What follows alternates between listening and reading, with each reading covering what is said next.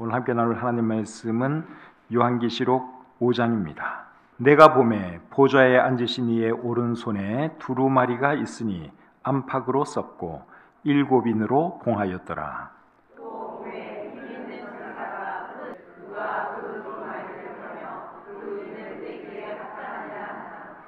하늘 위에나 땅 위에나 땅 아래에 능히 그 두루마리를 펴거나 보거나 할 자가 없더라.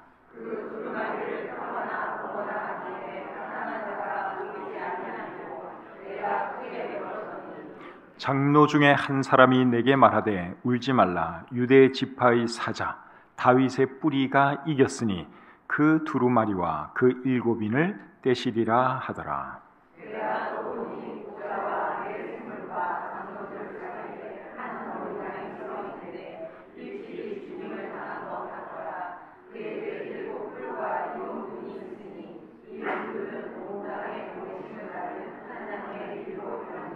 그 어린 양이 나와서 보좌에 앉으신 이의 오른손에서 두루마리를 취하시니라.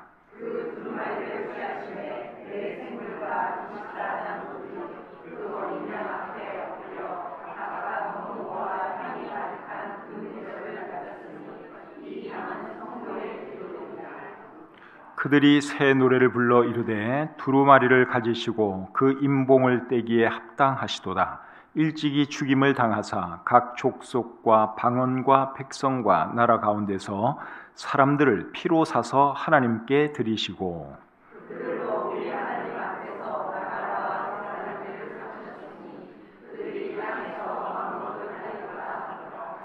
내가 또 보고 들음에 보좌와 생물들과 장로들을 둘러선 많은 천사의 음성이 있으니 그 수가 만만이요 천천이라.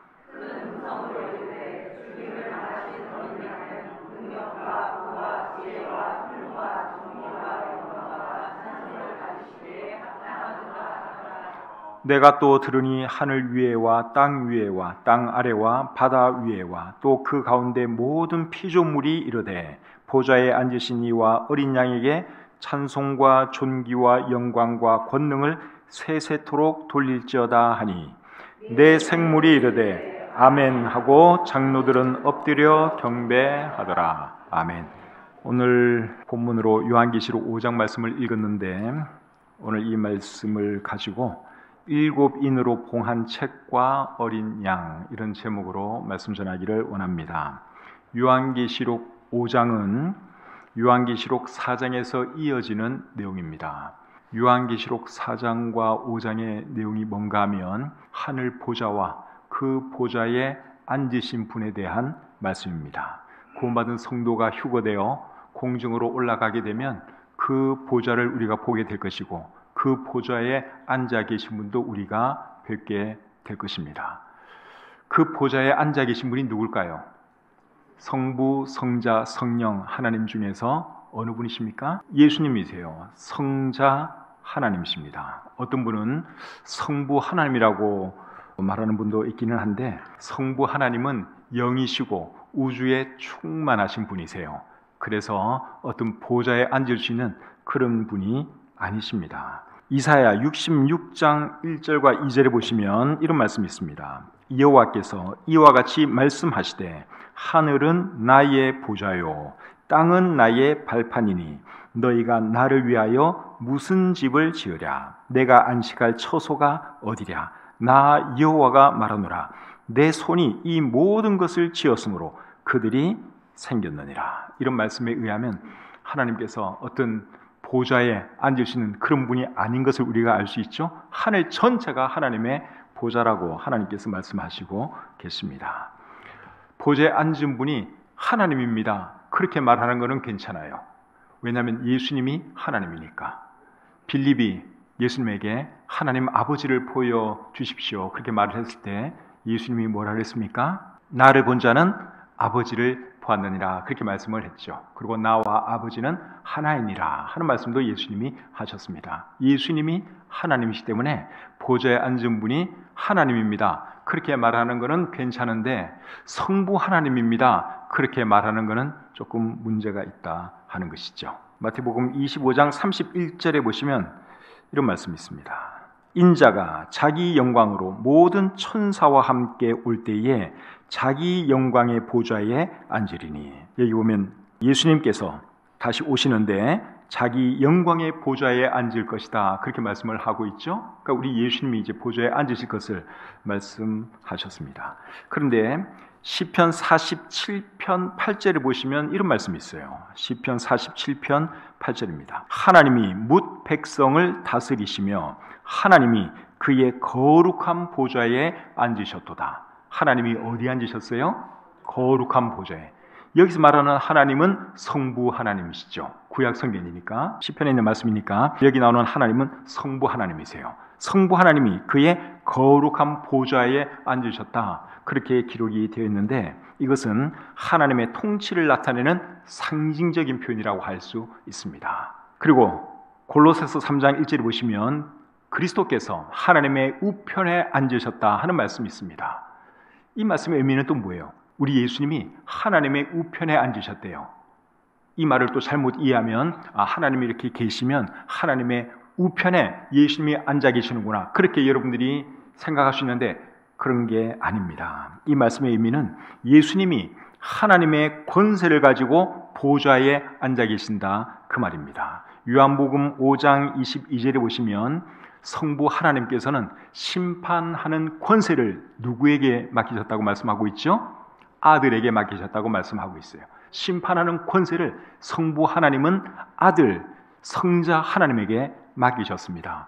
그래서 천국에 있는 그 보좌, 하늘에 있는 그 보좌에 실제로 앉아 계신 분은 누구시냐? 성자 하나님이시다 하는 것이죠.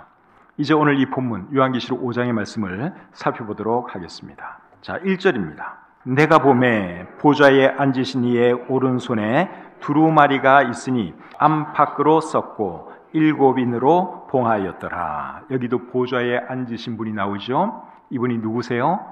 예수님이세요. 여기 이분이 오른손에 두루마리를 가지고 있다고 말씀을 하고 있죠. 성부 하나님은 오른손 왼손 있습니까? 없습니까? 성부 하나님은 그런 거 없어요.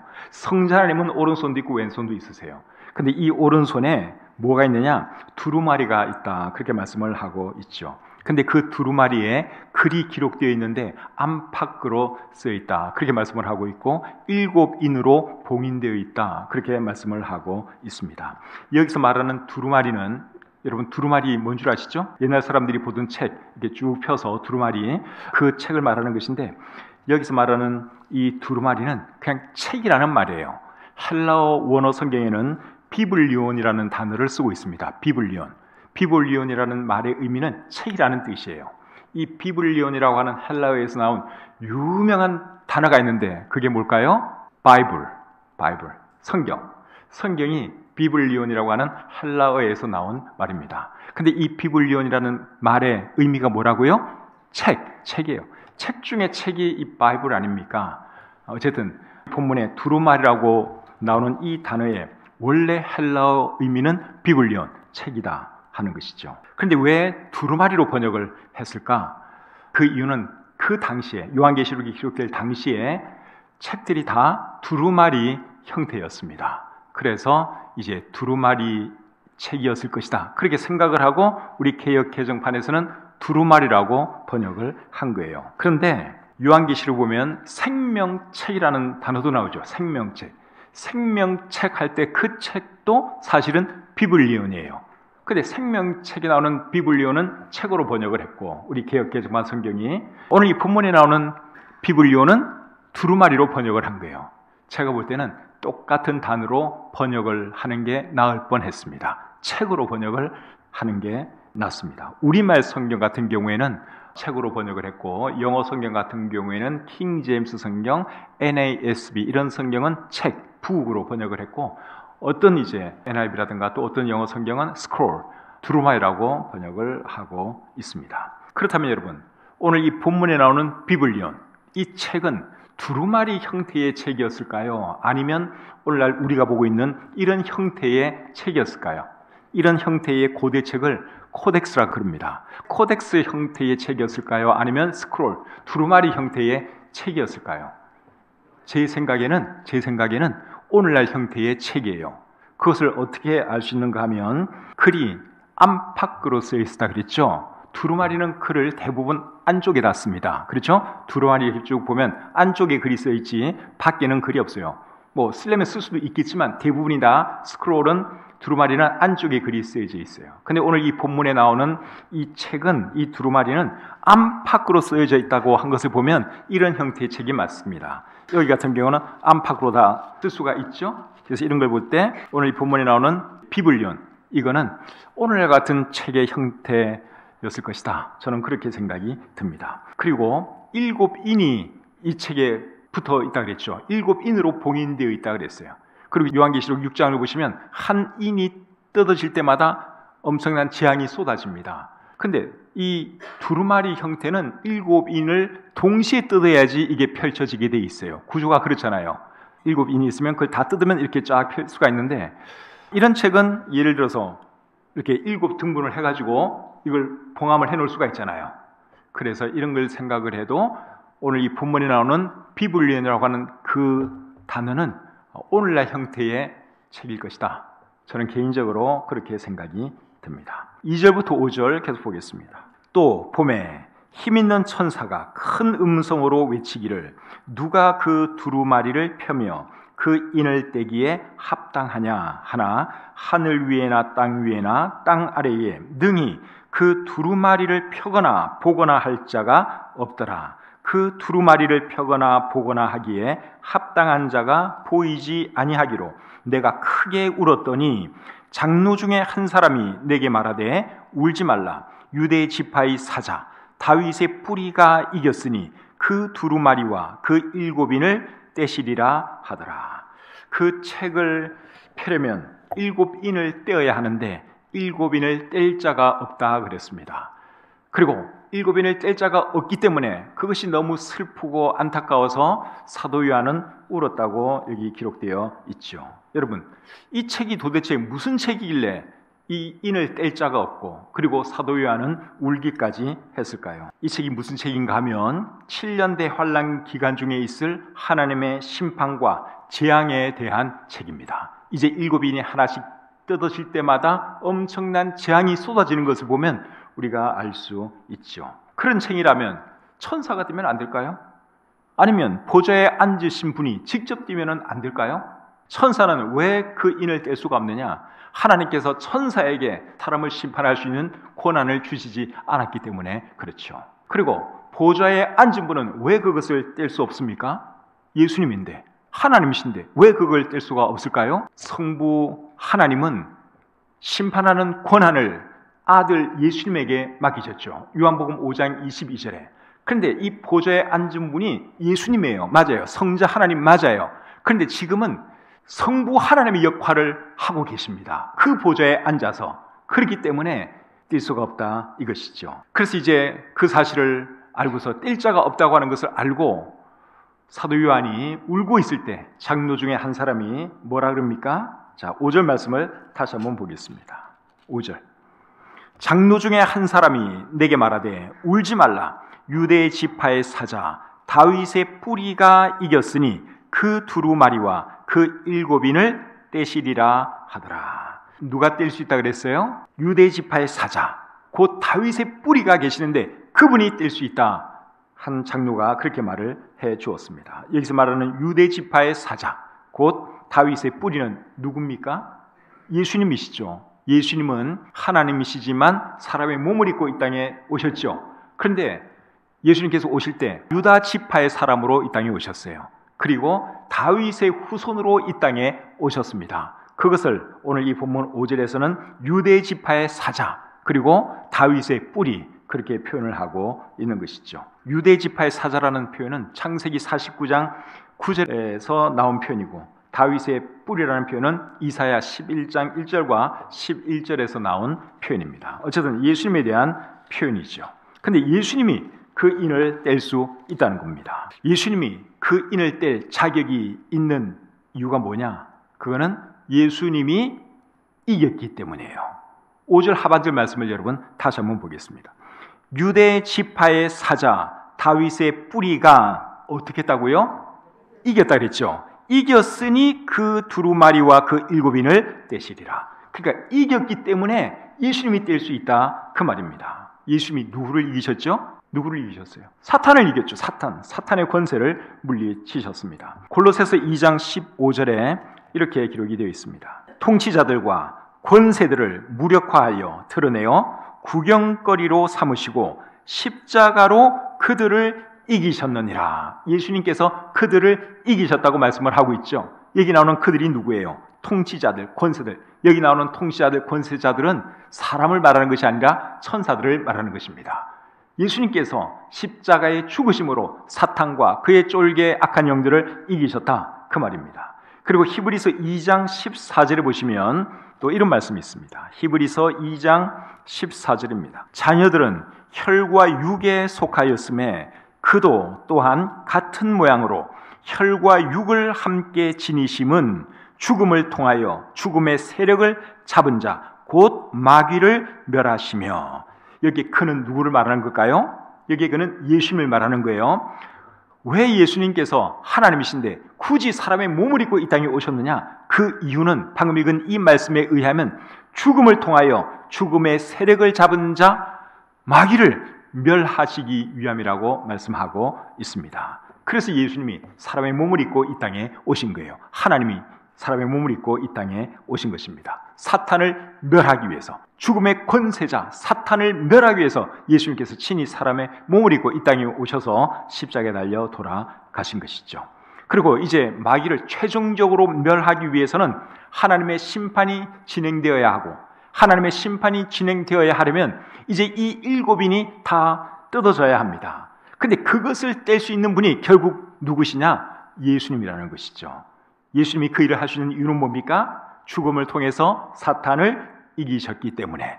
성부, 성자, 성령 하나님 중에서 굳이 표현을 하면 여러분 사탄의 권세를 멸하신 분은 성자 하나님이잖아요. 예수님께서 십자가에 달려 죽으심으로 사탄의 권세를 이기셨죠. 그래서 성자 하나님이신 예수님이 그 자격이 있다, 그거예요.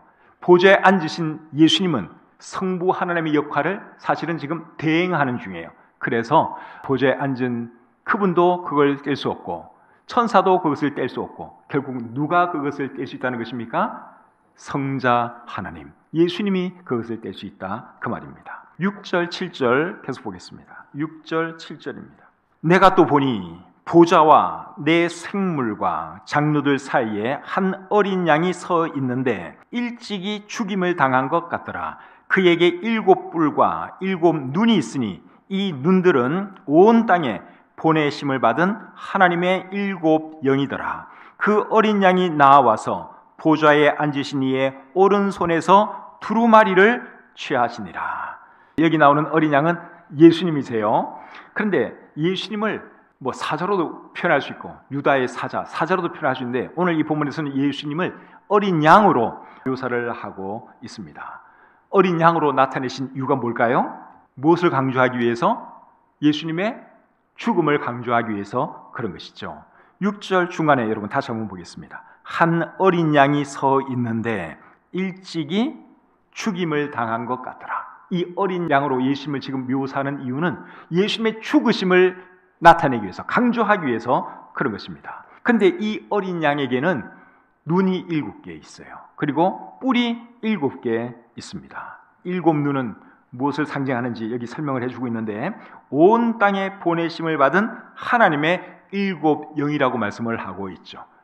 온 땅에 보내심을 받은 하나님의 7 영, 하나님의 7 영이 뭐냐? 이미 몇 차례 벌써 나왔어요. 성령을 의미합니다. 왜 성령을 하나님의 7 영이라 했는지 그거는 저도 정확하게는 몰라요. 근데 7은 완전한 것을 의미하기 때문에 완전한 것을 나타내기 위해서 하나님께서 이렇게 표현한 것이 아닌가 하는 생각이 있습니다. 그리고 또 7 뿔이 있었어요. 이 어린 양에게는 7 뿔이 있었는데 뿔은 힘과 권세를 보통 상징하죠. 근데 뿔이 하나나 2개가 아니라 7개입니다. 7은 완전한 것을 의미하는 수예요. 그래서 7 뿔을 가졌다 하는 이 말은 완전한 힘과 권세를 가지고 있다, 그 말이죠. 누가 그걸 가지고 있다는 거예요? 어린 양이, 어린 양. 근데 여러분, 온전한 힘과 권세를 가진 분은 사실 하나님밖에 안 계시잖아요. 어린 양이 예수님이고 하나님이기 때문에 이제 이렇게 표현하고 있는 것입니다. 이 어린 양이 보좌에 앉으신 분께 나와서 그의 오른손에 있는 책을 받지요. 그런데 보좌에 앉은 분도 예수님이고 어린 양도 예수님이기 때문에 이제 이 상황이 조금 이상하게 보일 수도 있습니다. 그런데 여러분, 보좌에 앉은 예수님은 지금 누구 역할을 하고 계신다 그랬어요? 성부 하나님의 역할을 하고 계시는 거예요. 성부 하나님은 아들에게 심판할 수 있는 권세를 이미 넘기셨다고 요한복음 5장 22절에 기록이 되어 있죠. 그래서 성자 하나님 예수님은 지금 보좌에 앉아서 성부 하나님의 역할을 하고 계십니다. 그리고 어린 양은 누구의 역할을 하고 있는 거예요? 성자 하나님 예수님의 역할을 하고 있는 것이죠. 이런 것을 생각하면 보좌에 앉은 분 그리고 어린 양 막 동시에 나오고 막 그러는데 여러분들이 이해할 수 있으리라고 생각을 합니다. 요한계시록에서는 성령도 성령이라고 표현 안 하고 하나님의 일곱 영이라고 표현을 하고 있죠. 이것도 사실 여러분 굉장히 이해하기가 어렵습니다. 왜 그냥 성령을 성령이라 그러지 한 영도 아니고 왜 성령을 일곱 영이라고 표현했나? 이거 진짜 어려워요. 잘 모르겠어요. 그 이유를. 성령의 일곱 가지 어떤 면을 강조하기 위해서 아마 그렇게 한 것 같기도 하고, 아니면 일곱은 완전한 것을 의미하기 때문에 성령님은 완전하신 영이다, 그것을 나타내기 위해서 뭐 그랬을 수도 있고, 뭐 생각은 여러 가지가 있지만 어쨌든 성령에 대해서도 요한계시록은 일곱 영이라고 표현한다고 하는 것을 우리가 생각하면 성자 예수님에 대해서도 성부 하나님의 역할을 하는 예수님과 또 성자 하나님의 역할을 하는 어린 양을 이렇게 동시에 나타낼 수도 있겠다 하는 그런 생각이 듭니다. 그리고 오늘 이 본문에 어린 양이 나오죠. 이 어린 양 안에도 여러분 성부, 성자, 성령 하나님이 동시에 지금은 계세요. 어린 양은 성자 하나님이시죠. 그리고 이 어린 양에게 일곱 눈이 있다 그랬는데 그 일곱 눈은 결국은 누구를 상징하는 거예요? 성령님을 상징하는 것이죠. 일곱 불은 결국 누구를 상징하는 겁니까? 하나님을 상징하는 것이죠. 그래서 어린 양에게 나타난 이런 것도 이 안에 성부, 성자, 성령의 모습이 다 있는 것을 우리가 알 수 있습니다. 이제 이런 식으로 여러분들이 이해하면 보좌에 앉은 분도 예수님이고 어린 양도 예수님인데 그럴 수 있겠다. 다양한 면을 이렇게 동시에 보여주는 것으로 여러분 이해하시면 되겠습니다. 8절 말씀 보겠습니다. 8절. 그 두루마리를 취하심에 내 생물과 24 장로들이 그 어린 양 앞에 엎드려 각각 검은고와 향이 가득한 금 대접을 가졌으니 이 향은 성도의 기도드리라. 자, 이번에는 네 생물과 24 장로가 어린 양 앞에 엎드렸는데 엎드린 이유는 어린 양을 찬양하기 위해서 그런 거죠. 요한계시록 4장에서는 네 생물과 24 장로가 보좌에 앉아 계신 분을 찬양했어요. 근데 요한계시록 5장에서는 어린 양을 찬양하고 있습니다. 어린 양을 찬양하고 예배하는 이유가 뭡니까? 어린 양이 죽임당한 성자 하나님을 나타내기 때문에 그런 것이죠. 네 생물과 24 장로가 검은고와 그리고 향이 가득한 금 대접을 지금 가지고 있다고 말씀을 하고 있는데, 검은고는 아끼니까 하나님을 찬양하기 위해서 가지고 있는 것이고, 금 대접을 가지고 있는 이유는 뭐겠어요? 금 대접에 들어있는 이 향은 성도들의 기도라고 우리 8절 끝부분에 말씀을 해주고 있습니다. 그래서 이 향이 가득한 금 대접을 가지고 있는 이유는 어린 양께 성도들의 기도를 올려드리기 위해서 이 금 대접을 가지고 있는 것이죠. 그렇다면 성도들이 드린 이 기도의 내용은 뭘까요? 어떤 내용의 기도가 그 금 대접 안에 향의 형태로 그게 들어가 있을까요? 요한계시록 6장에 보시면 어린 양이 인을 하나씩 뜰 때마다 재앙이 이 땅에 쏟아지죠. 이제 그런 것을 보면 이 기도의 내용은 원수 갚아달라는 그런 내용이라고 생각이 됩니다. 요한계시록 6장 9절과 10절 말씀을 한번 보겠습니다. 다섯째 인을 떼실 때에 내가 보니 하나님의 말씀과 그들이 가진 증거로 말미암아 죽임을 당한 영혼들이 제단 아래에 있어 큰 소리로 불러 이르되 거룩하고 참되신 대주제여 땅에 거하는 자들을 심판하여 우리 피를 갚아주지 아니하시기를 어느 때까지 하시려 하나이까 하니. 자, 이거 보니까 성도들이 억울함을 하나님께 호소하는 그런 기도 드리는 것이 나와 있죠. 그래서 이 향은 기도를 의미하는 것인데 무슨 기도냐? 원수 갚아달라는 기도죠. 우리들의 억울함을 하나님 원수 갚아주십시오. 이제 그런 기도를 하나님께 드렸고, 그 기도를 지금 이제 이 장로들이 어린 양께 이렇게 갖다 바치고 있는 것이죠. 9절 10절 보겠습니다. 그들이 새 노래를 불러 이르되 두루마리를 가지시고 그 임봉을 떼기에 합당하시도다.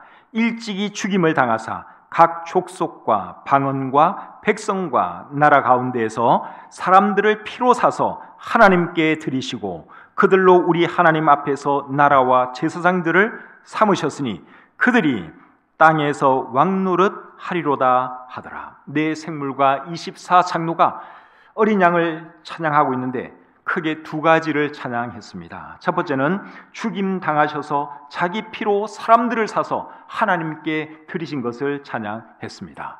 9절이 그 내용입니다. 9절에 보시면 하나님께 드리셨다 하는 표현이 나오는데 이 말은 하나님께 속한 사람이 되게 했다, 그러한 뜻이죠. 그리고 두 번째로 뭘 찬양했는가 하면 구원받은 사람들을 하나님 앞에서 나라와 제사장들로 삼으신 것을 찬양했습니다. 그 내용이 10절 말씀입니다. 베드로전서 2장 9절에 보면 너희는 택하신 족속이요 왕같은 제사장들이요 거룩한 나라요 그의 소유된 백성이니 하는 말씀이 있는데, 여러분, 예수님이 우리를 하나님의 자녀로 삼아주셨고 거룩한 백성이 되게 하셨고 제사장들이 되게 하셨습니다. 그 은혜와 축복을 생각하면 여러분 얼마나 감사해요. 그래서 우리가 예수님을 찬양하고 하나님을 찬양하는 것이죠. 11절 12절 보겠습니다. 내가 또 보고 들으매 보좌와 생물들과 장로들을 둘러선 많은 천사의 음성이 있으니 그 수가 만만이요 천천이라. 큰 음성으로 이르되 죽임을 당하신 어린 양은 능력과 부와 지혜와 힘과 존귀와 영광과 찬송을 받으시기에 합당하도다 하더라. 자, 이제는 수많은 천사가 어린 양을 찬양하고 있는 것이 여기 기록되어 있습니다. 그 수가 얼마나 많았든지 만만이요 천천이었다, 그렇게 말씀을 하고 있어요. 만만, 천천, 이 말은 만이 만개요 천이 천개다 그 말이에요. 엄청난 수의 천사들이 지금 어린 양을 찬양하고 있다, 그 말씀이죠. 천사들이 큰 음성으로 뭐라고 찬양했는가 하면 12절 중간에 다시 보겠습니다. 죽임을 당하신 어린 양은 능력과 부와 지혜와 힘과 존귀와 영광과 찬송을 받으시기에 합당하도다, 그러면서 어린 양을 찬양했습니다. 사랑하는 성도님 여러분, 우리 예수님은 우리의 모든 것을 받기에 합당하신 분인 것을 여러분들은 알고 계십니까? 우리의 재물, 우리의 시간, 우리의 영광, 우리가 가지고 있는 모든 것을 받기에 합당하신 분이 우리 예수님이세요. 12절 말씀이 그겁니다. 죽임을 당하신 어린 양은 능력과 부와 지혜와 힘과 존귀와 영광과 찬송을 받으시기에 합당하도다. 그래서 우리가 하나님을 찬양할 때 하나님은 나의 모든 것을 받기에 합당하신 분인 것을 알고 우리가 하나님을 찬양했으면 좋겠습니다. 하나님 앞에 여러분 아낌없이 드릴 줄 아는 그런 마음으로 우리가 하나님을 예배하고 하나님을 찬양해야 하는 것이죠. 다윗 왕이 그것을 잘 알았습니다. 다윗 왕이 잘 알았어요. 역대상 29장 12절에서 다윗이 이렇게 말을 했습니다. 부와 귀가 주께로 말미암고 또 주는 만물의 주제가 되사 손에 권세와 능력이 있사오니 모든 사람을 크게 하심과 강하게 하심이 주의 손에 있나이다. 하나님의 손에 모든 것이 다 있다, 그 말이죠. 그리고 14절 나와 내 백성이 무엇이기에 이처럼 즐거운 마음으로 드릴 힘이 있었나이까. 모든 것이 주께로 말미암았사오니 우리가 주의 손에서 받은 것으로 주께 드렸을 뿐입니다. 다윗이 하나님께 물질을 드리면서 뭐라 그랬어요? 주님께서 주신 것으로 내가 하나님께 돌려드리는 것뿐입니다. 나에게 있는 모든 것은 주님께로부터 온 것입니다. 나의 재물, 나의 권력, 모든 것, 나의 영광, 모든 것이 주님께서 나에게 주신 것입니다. 주님을 위해서 얼마든지 제가 드릴 수 있습니다, 그 말이에요. 여러분, 우리도 우리 주님을 예배할 때 그런 자세로 주님을 예배하시기를 바랍니다. 우리에게 있는 모든 것이 다 주님께서 우리에게 주신 거예요. 재물, 생명, 시간 다 주님의 거예요. 그러니까 주님을 위해서 아깝다, 절대로 여러분 그런 생각 갖지 마시길 바랍니다. 모든 것이 주님께로부터 왔습니다. 그리고 우리는 하나님께 무엇이라도 우리가 올려드려야 하는 것이죠.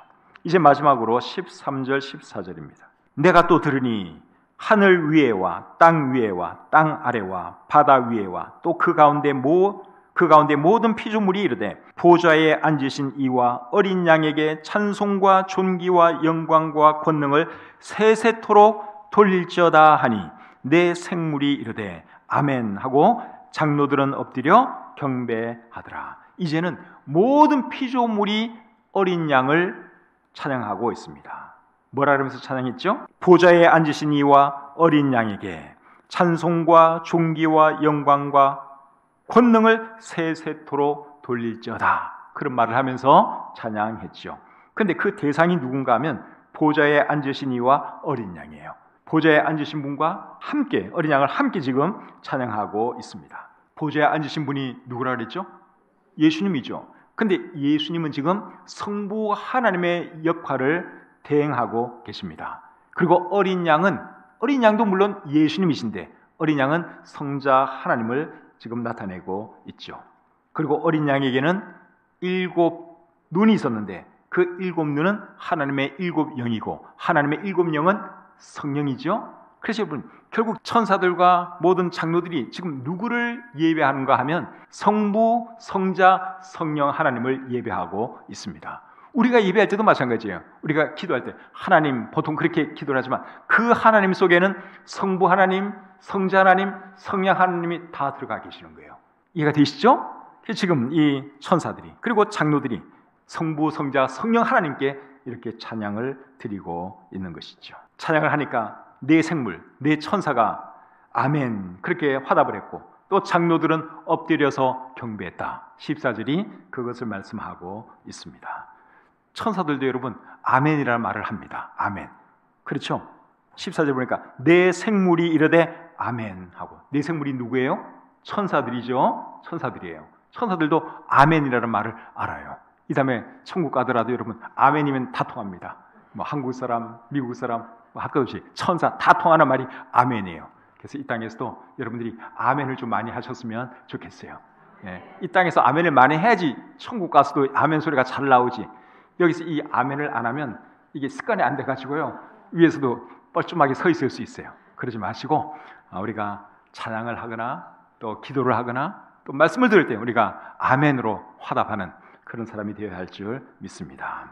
우리가 휴거되어서 공중으로 올라가게 되면 보좌를 보게 될 거예요. 그리고 보좌에 앉아 계신 분도 보게 될 것입니다. 그리고 오늘 이 본문에서 천사들도 하나님을 찬양하고 24 장로들도 하나님을 찬양한 것처럼 우리도 그들과 함께 우리 하나님, 성부 하나님, 성자 하나님, 성령 하나님을 예배하게 될 것입니다. 그날이 언제가 될지는 저도 모르죠. 일단 주님이 공중으로 먼저 오셔야 되니까 공중으로 오시면 교회가 공중으로 들림받을 때 구원받은 사람들은 공중으로 들림받게 되고 이제 공중에서 우리 주님을 예배하게 될 것입니다. 그날까지 우리가 이 땅에서 이제 살아가야 되는데 여러분 예배 생활 잘 하시고 그리고 예수님을 알지 못하는 분들에게 계속 복음을 전하면서 살아가시는 저와 여러분들이 되었으면 좋겠습니다. 우리에게 표가 뭐죠? 우리에게 표가 더 많은 사람에게 복음을, 더 큰 영광을 하나님께, 이게 우리에게 표잖아요. 더 많은 사람에게 복음 전하고 더 큰 영광을 하나님께 올려드리는 것, 그게 우리 교회가 지향하는 목표입니다. 그래서 우리의 삶이 그런 삶이 되었으면 좋겠고, 그리고 혹시 여러분 중에 아직 예수님 믿지 않고 있는 분이 계시면 여러분 늦기 전에 꼭 예수님을 자신의 구주로 영접하고 구원받고 하늘의 소망 가지고 살아가시기를 우리 주님의 이름으로 축복합니다.